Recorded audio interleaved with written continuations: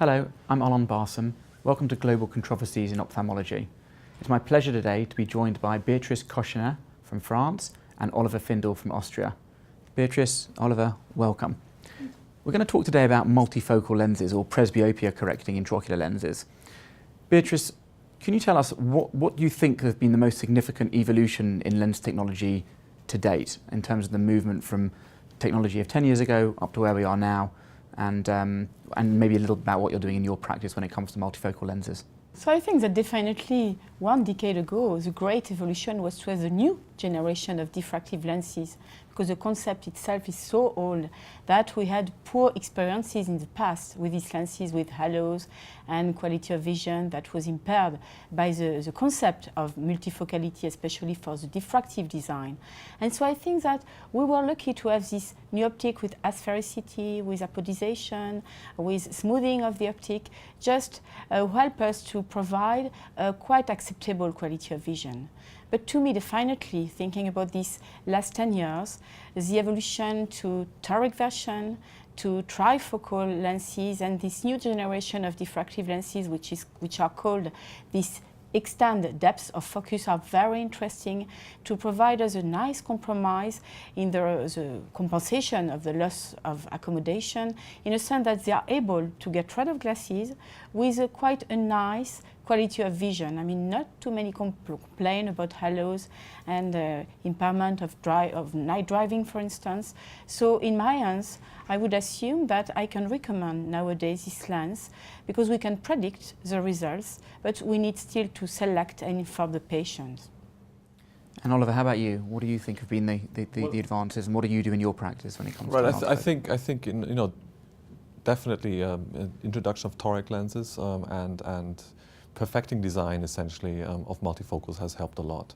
I think that especially the enhanced depth of focus sort of concept, which has come out the last 2 years essentially, is really sort of is a game changer for me, because I typically, for the classical multifocal, whether bifocal or trifocal, I tend to try to use only in hypermetropic patients. My experience in myopic eyes, for example, has been mediocre to poor. And I tended to have the myopic patients to offer the monovision, which works quite well, but it's quite intimidating to many patients, having the eyes, like a 1 or 1.25 diopter difference between eyes. Actually, patients get a little scared of that. And of course, they also have a slight problem with stereo vision sometimes. And with this introduction of EDOF, and the Symphony is essentially the only one on the market at the moment. And we were involved in very early prototyping of those lenses. And that really works quite well with a very small micromonovision, 0.75 diopter difference. And these patients may not have good reading vision. And that's obviously something that needs to be discussed beforehand. That's very clear. And I make very clear to the patients that they will still need reading glasses, just like with monovision. Reading glasses, especially when they do long time reading, small print, and with bad lighting. And if they say, that's fine, because I just want to be able to go out on the road without needing glasses, and at home I can have my reading glasses, that's fine, then I think these are very good candidates for let me say, a quite safe or low risk situation of monovision or micromonovision with some kind of enhanced depth of focus, or very low near-ad multifocals.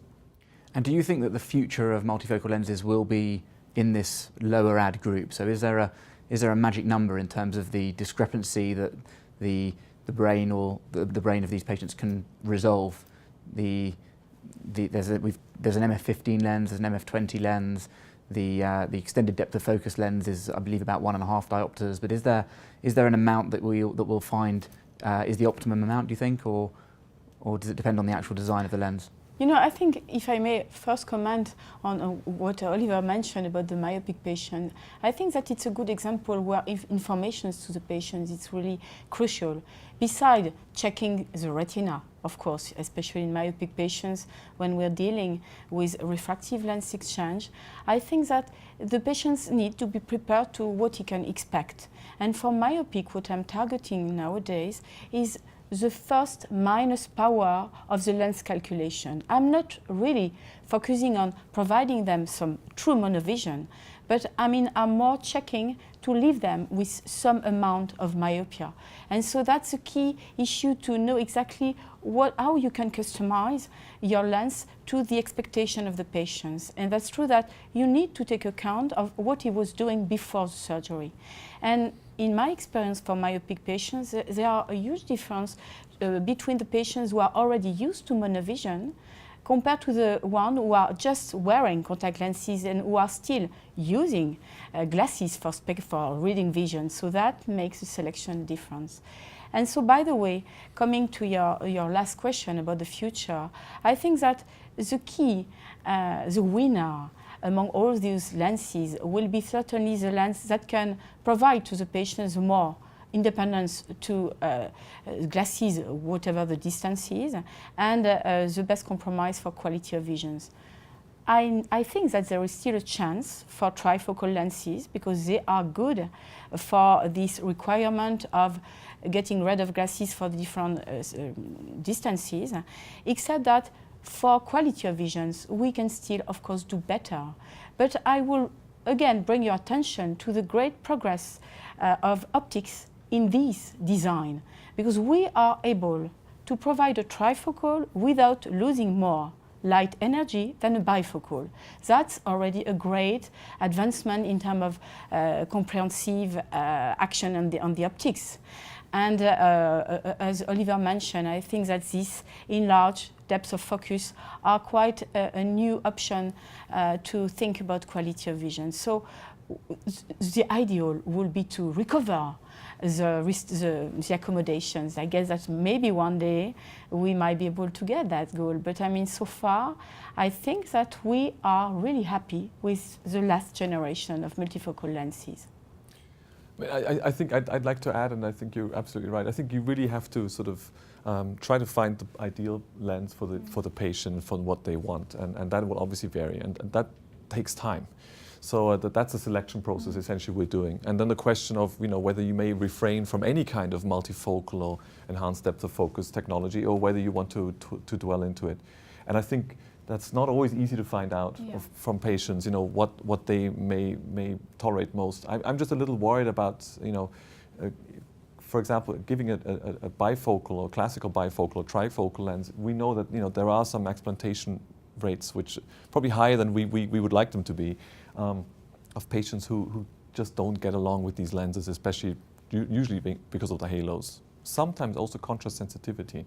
I mean, I have a few patients who are actually not happy with the contrast sensitivity they have with these lenses. Some also report this sort of Vaseline vision. It's just not very crisp, and especially the myopes, they are often used to very crisp vision. They take off their glasses, have excellent near vision. So I think, like you said, it really depends on what the patient needs. If it's a lawyer, for example, who's still active and working, you definitely have to give him near vision. And if it's somebody who's actually doesn't read that much, and to be honest, many people don't read as much as we think they would, then maybe something with having reading glasses on once in a while is more than sufficient. And in terms of toric multifocals, do you think there's a sweet spot for where toric multifocals, providing you've decided the multifocal is indicated, should be used? Because I kind of personally feel a bit uncomfortable when the astigmatism becomes very high, just knowing that you're likely to lose a percentage of effect, and then you have a multifocal with a relatively complex optical system potentially if there's some rotation or misalignment. So what's your cutoff? I mean, absolutely. I mean, I think the problem is we don't really have any good data to give us one cutoff. But I think we're all sort of, for monofocal lenses, we say from 2 diopters onwards, definitely, maybe in 1.75 diopters onwards. We should be using toric technology, but then for multifocals we know that we need to go lower down, because we know from Hayashi he did at least some studies from Japan showing that if you have 1 diopter of astigmatism, residual astigmatism, you already have quite a bit of loss of your multifocal technology and of that bifocal defocus curve. So I think really probably 1 diopter of astigmatism is really the most we can tolerate. If it's more, then these patients typically are not very happy. I think that definitely one of the key for the success of multifocal implantations are the target of emmetropia. So we learned that from the past. All the enhancement procedures that were just required after a multifocal implantations were mostly related to the remaining cylinder component. So that's why I think that one of the key are the emmetropia and informations to the patients. And I would assume that most of the exchange that has been required in all the implantations that have been made so far with multifocal lenses are mainly related to poor selection and poor information of the patients. You know, the patients get what you just let him know that he could expect. And that makes a huge difference to the patients who is looking for the eyes of his 20s, completely different to the patients, as Oliver mentioned, who is prepared to improve the light, the surrounding light for reading vision, to decrease his capacity of driving at night. And the patients well prepared will be, of course, much more accepting the results and will be happy, because the price of happiness is related to what you can expect. I mean, we know from ASCRS and ESCRS surveys that 60 to 70% of the patients who want multifocals explanted, this is a surveys of surgeons, so not of patients, are actually due to glare and halos. And that's usually nighttime driving, which is the problem. But as Beatrice said, emmetropia is really critical, but it's also at least as critical as is for monovision or enhanced depth of focus lenses. So also there, you really have to have that one eye for distance. If you don't have that, if you don't hit target, these patients are also mediocre happy.